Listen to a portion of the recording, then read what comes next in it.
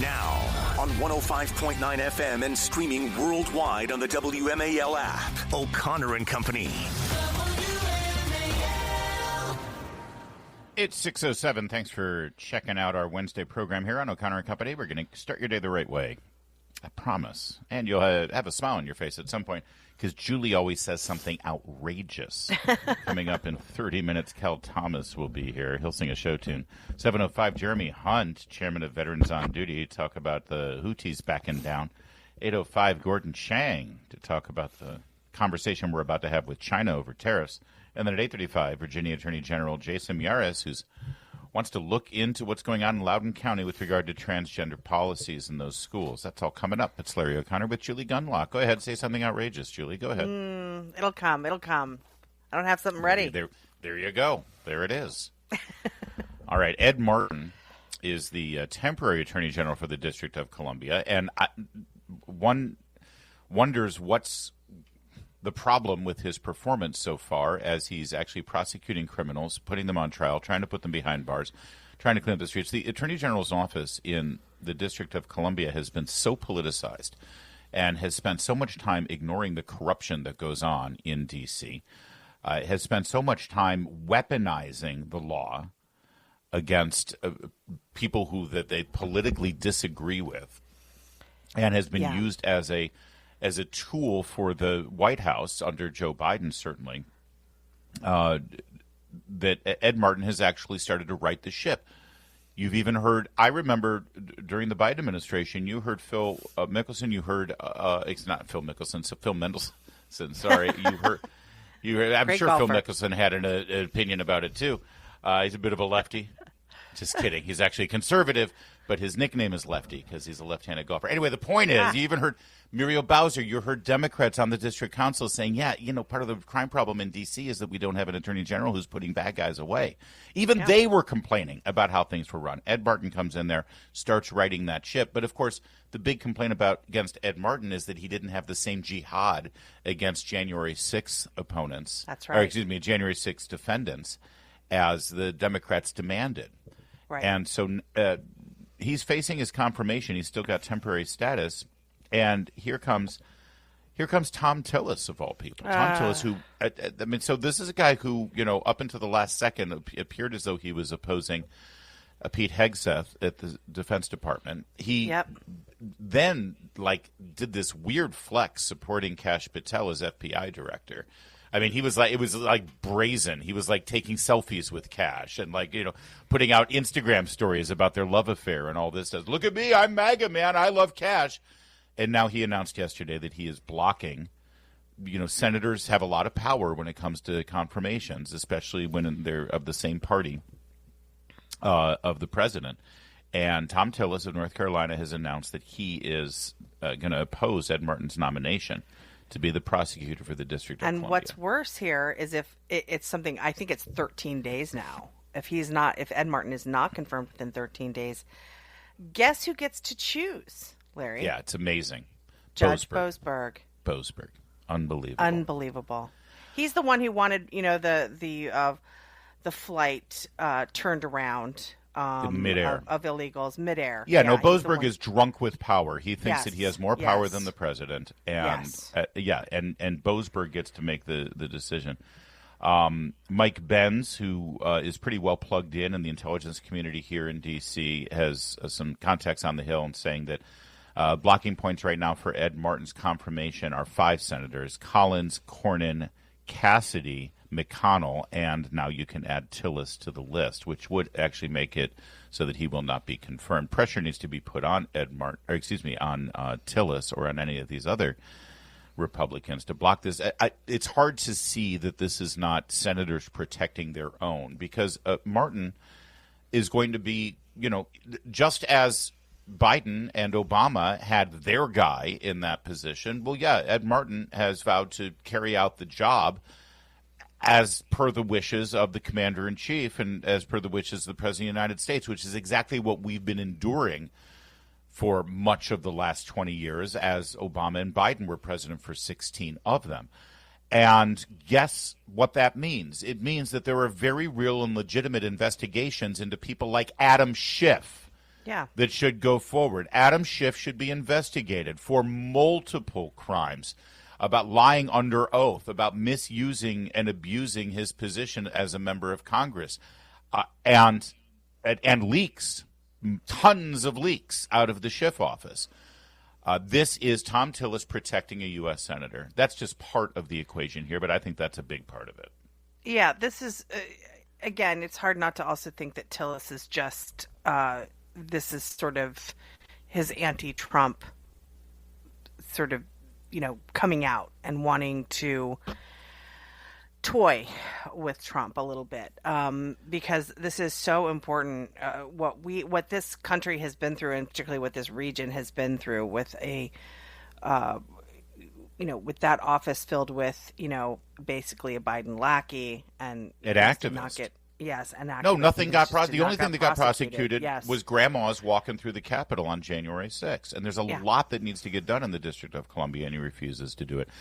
Ed Martin will actually act as a prosecutor and get it done. So, listen, this is it's outrageous. It is typical. It's one of the few times during this presidency so far that a Republican in the Senate has jumped out like this and directly opposed President Trump. And we're going to see now if President Trump has the political moxie that many people believe that he has. I suspect that Trump will jump on board here and start encouraging a primary of Tom Tillis. Yeah, I don't know when he is up. By the way, Tom Tillis was a full-throated supporter of Merrick Garland for Attorney General. Yes. He's couldn't find a more competent and experienced man. He's a good man, that Merrick Garland. Look what Merrick Garland did with the Justice Department in terms of the politicization of it. Look, it's one thing for him to say, I'm worried about Ed Martin because he's a political figure and he's got political ties and he's not going to be. Well, that's fine, but you didn't seem to have a problem with that with Merrick Garland or anybody before that. So you're okay when there's a prosecutor, or for God's sake, look at the last prosecutor who was there, who had direct political ties to activist groups, directly and also through his wife. All over the place. This is a guy. We just endured 4 years of a prosecutor and attorney general of the District of Columbia who threw a 70-plus-year-old grandmother behind bars for 7 years because she prayed in front of an abortion clinic. Yep. And now Tom Tillis is worried about Ed Martin being too political? And he said nothing about that. Absolutely nothing about it. Well, as far as his reelection, which he has launched his reelection campaign, there is talk of Laura Trump potentially getting in the race, which would be very interesting. And I think there'd be a lot of support for her. We shall see. I thought she lived in I don't Florida. know. I've heard her name bandied about. She's from North Carolina originally. Yeah, so, I don't know. I'm sure they own a house there. Doesn't take much for Eric to buy a house, and move there. All right, well, we'll see. Maybe he'll get primaried on this. Obviously, he's. My guess is he knows that he's going to get primaried. He knows that he's going to. This is going to be a political hit for him. He either thinks that in North Carolina he can weather that storm, and it's better to be, somewhat opposed to. I don't know what he thinks are, the excesses of the MAGA movement or whatever, however he wants to characterize it. Or he's already setting himself up for a nice, cushy gig after the fact. And he already knows that he's not going to win re-election. Yeah, I know we're up against the clock, but I also think that it's a calculation of, look, I'm going to oppose Ed Martin. This is my anti-Trump stand. This sets me apart from the other Republicans. I'm going to take this brave stand. And Ed Martin, does that really affect the people in North Carolina? They might not think it does. It, of course, does.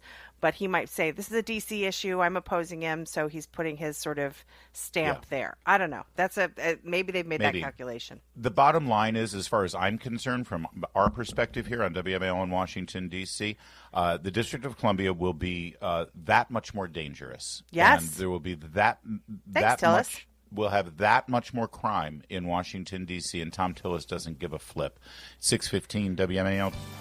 WMAL, making sense of the news. Live from the Home Paramount Pest Control Studios. Home Paramount, the leader in pest control since 1939.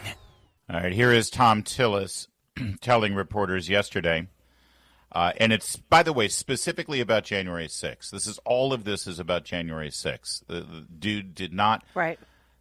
did not look at the election, did not read the people. And by the way, January 6th is meaningless at this point because Trump has already given a blanket pardon to anybody who was involved and wrapped up in the prior prosecution. So what is this really about? Right, because right. What is Ed Martin going to do now about January 6th other than Tom Tillis may be concerned about further investigation into the involvement of the FBI, or maybe what people knew, or maybe what kind of lies were told by the January 6th committee and Liz Cheney and all of the people in the swamp that apparently Tom Tillis is more concerned about, rather than those of us who actually live in this area and would like to go to a restaurant in peace without having the Homeland Security's purse snatched in the middle of a restaurant. That's the D.C. we're living in right now. We'd like a prosecutor focused on that. So here's Tillis, cut 6. He is, I don't believe he's being advanced to the markup. I met with Mr. Martin. He seems like a good man. Most of my concerns related to January 6th. And he built a compelling case on some of the 15-12 prosecutions that were probably heat of the moment bad decisions. But where we probably have a difference is I think anybody that breached the perimeter should have been in prison for some period of time. Whether it's 30 days or 3 years is debatable, but I have no tolerance for anybody who entered the building on January the 6th, and that's probably where most of the friction was. I see. So he disagreed with you on that? Well, no, I have to say that Mr. Martin did a good job of explaining how there were people that probably got caught up in it, but they made the stupid decision to come through a building that had been breached and that the police officers and others were saying stay away. So the difference wasn't that they should be charged, in my estimation, it's by how much. That's an argument I'm willing to have, but we have to be very, very clear that what happened on January the 6th was wrong. It wasn't, it was not prompted or created by other people to put those people in trouble. They made a stupid decision and they disgraced the United States by absolutely destroying the Capitol, and I can't have any patience. For any Republican to stand in the rotunda of the Capitol or whatever Senate building he was standing in there with the beautiful, pristine marbled walls, talk about January 6th and not in the same breath say, and by the way, why didn't Nancy Pelosi have enough police? Why did Nancy Pelosi ignore the Capitol Police Chief's constant request for more reinforcement? Why was there nobody here? And to say that people walked through a door that was breached when we have all seen with our own eyes the Capitol Police opening the door and holding it open for people to walk in. This is the people's building. It is the people's house. It's the people's Senate. And when you see a police officer holding it open, you might want, and he kind of dismissed, some people got caught up. But he kept repeating, they made the stupid decision. They made the stupid decision. It's outrageous. Can I just read also what Tillis said about Merrick Garland? This is what he said about Merrick Garland. He said, Merrick Garland has an outstanding record serving our country and has a deep understanding of the law. He said he applies the law in an unbiased fashion. He has a reputation of bipartisanship and has earned the respect of both Democrats and Republicans. And then went on to say, I have no doubt he will serve his country well. This is how he reacted to Merrick Garland. Yeah. And you compare that to how he's reacted to Ed Martin. He also joined with Chris Coons to try to create legislation that would protect Robert Mueller and his special investigation into Donald Trump, which was built on a house of straw. This is even after it was revealed that the entire Steele dossier was paid for by Hillary Clinton and there was no there. No, he wanted that investigation to continue. He also is publicly made statements that Officer Brian Sicknick died from injuries sustained while defending the Capitol from a violent mob, which, of course, Officer Sicknick did not die from those results. Even the Washington Post has admitted that in there. It goes on and on and on. And I got to tell you, every single fact that we put forward here about January 6th, where Tom Tillis is now saying this is all about January 6th, tells me that this is not about January 6th. The fact that everybody on January 6th has already received a pardon, so it's yesterday's news, it's not going to be litigated, tells me this is not about January 6th. The fact of the matter is the D.C. Attorney General does a whole lot more than protect the streets of Washington, D.C. The D.C. Attorney General is a major player, along with the U.S. Attorney in the District of Columbia, to focus specifically on the corruption that happens in this town, that rules on what gets prosecuted and what gets investigated and what does not, and what moves forward with regard to whatever investigations Kash Patel and Pam Bondi are able to attain. This is Tom Tillis protecting the beast. That's right. This is Tom Tillis protecting the swamp and the deep state. That's all this is, because Tom Tillis is up to his earlobes in it. That's the only conclusion one can reach. That's absolutely well said. Well said. Nothing to add. 6:23. Coming up, we'll talk to Cal Thomas. He's got some thoughts on the Trump Carney meeting yesterday, as well as Alcatraz. Keep it here. 6:30. WMAL FM, Woodbridge, Washington, a Cumulus media station.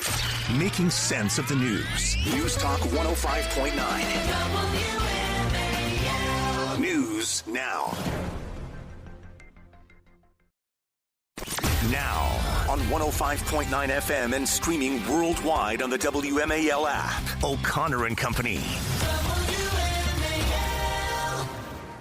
It's 6:37. We're keeping you going here this Wednesday morning. Lot to get to. Coming up at 7:05, Jeremy Hunt, chairman of Veterans on Duty, will talk about the transgender decision in the military, as well as the Houthis announcing that, no mas. We don't want any more of that fight with the U.S. 8:05, Gordon Chang on the first major meeting with China over tariffs. And then at 8:35, the Attorney General of Virginia, Jason Miyares, he's going to investigate what's going on in Loudoun County schools with regard to transgender policies.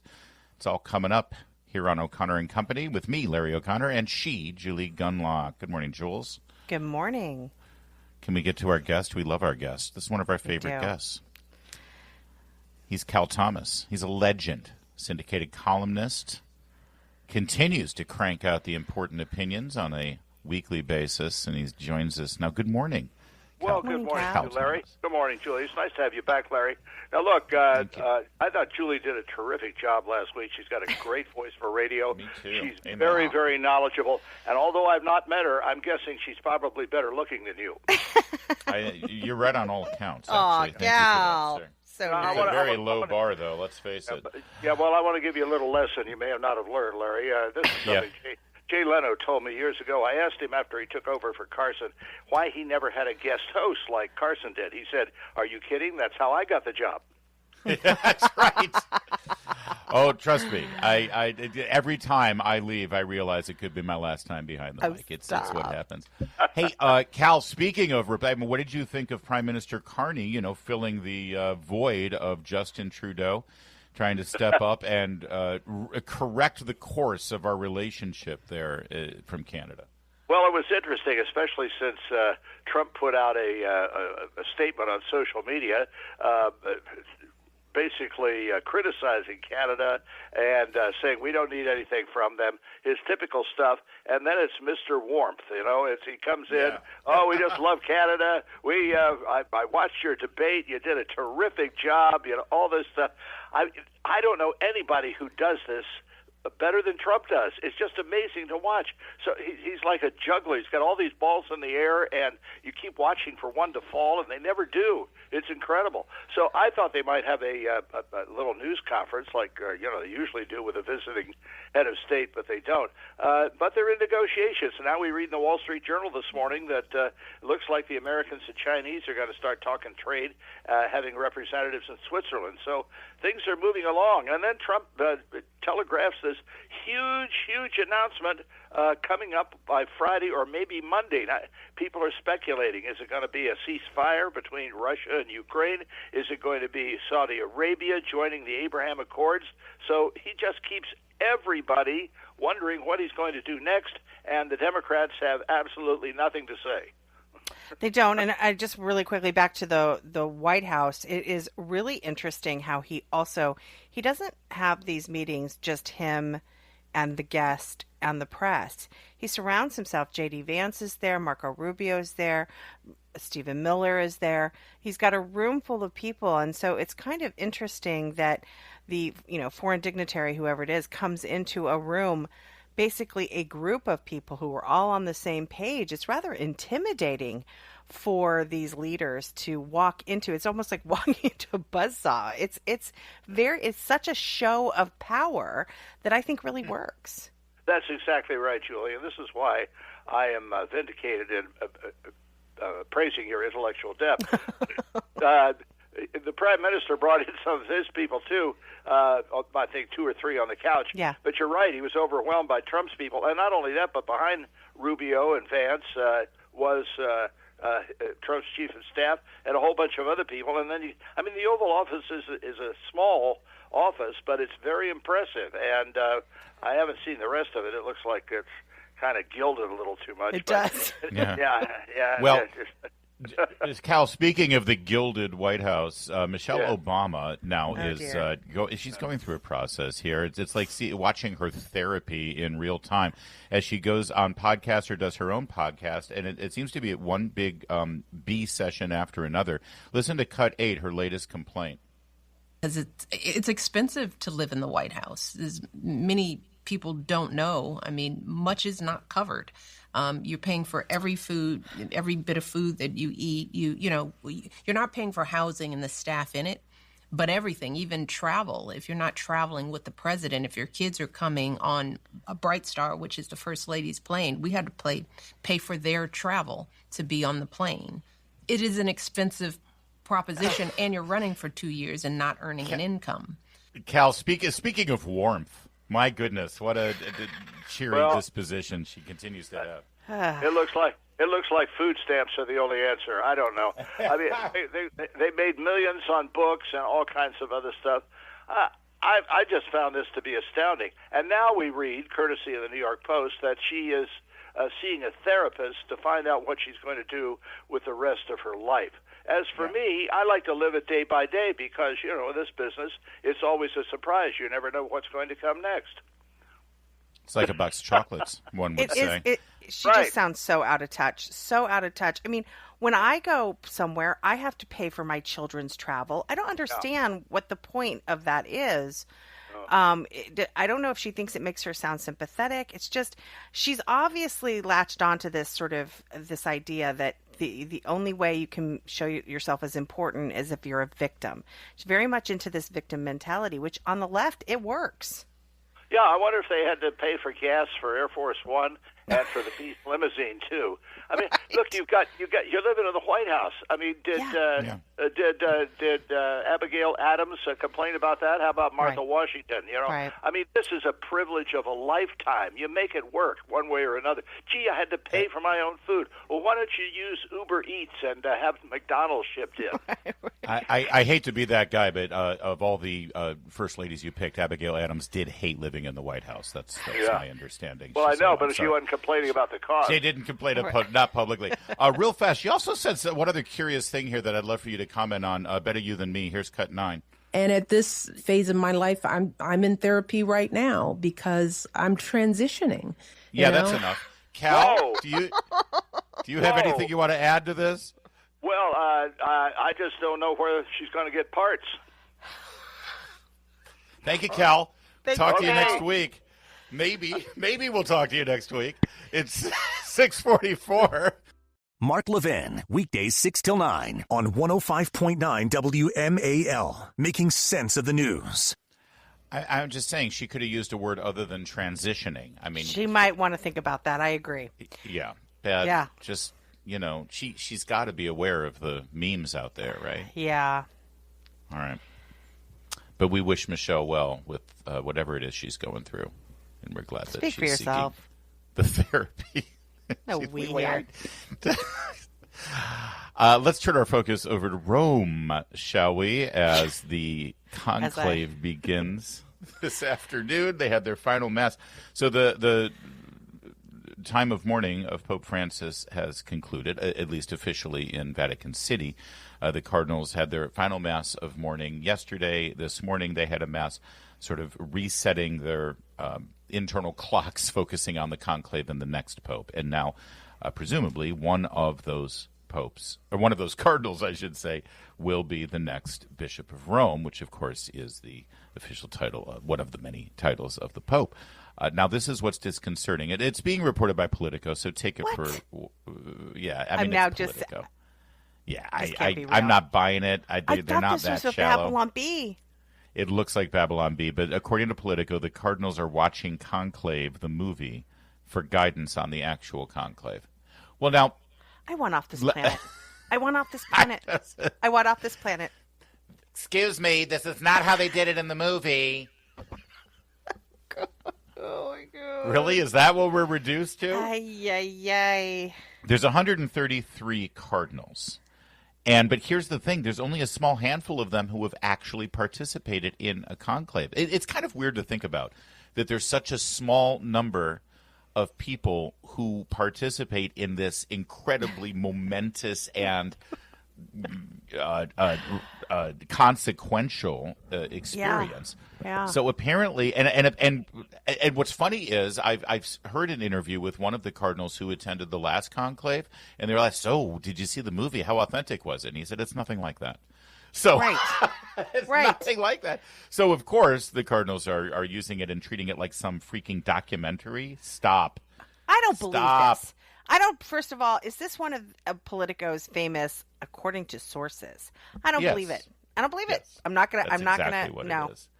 Some have watched it in the cinema. A cleric involved in the real thing admitted to Politico. Yeah, and of course the movie's full of intrigue and politics and infidelities and suspected.